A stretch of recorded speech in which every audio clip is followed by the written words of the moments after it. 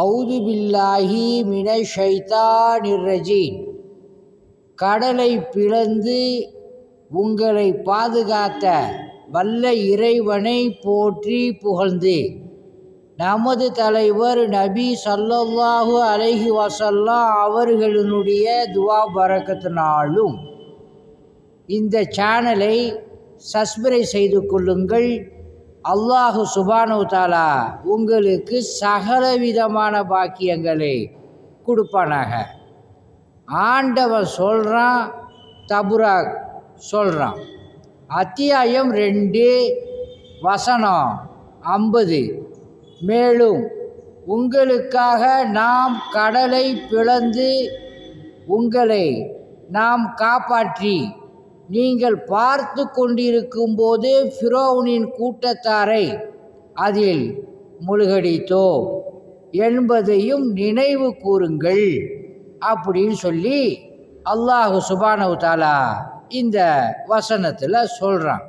உதாரணம், மூசா அலைஹிஸ்ஸலாத்தையும் மூசா அலைஹிஸ்ஸலாத்தினுடைய கூட்டத்தாரையும் ஃபிரௌன் துரத்திக்கிட்டு வர்றான் அவர்களை அழிப்பதற்காக.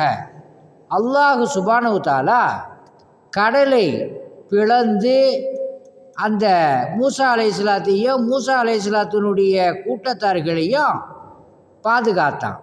அப்படியே தண்ணியை நிப்பாட்டி வச்சிருந்தான். ஃபிரௌனுடைய கூட்டத்தாரும் வந்துக்கிட்டு இருக்கும் பொழுது அப்படியே தயங்கி நின்றுச்சு அந்த குதிரை, ஃபிரௌனுடைய குதிரை.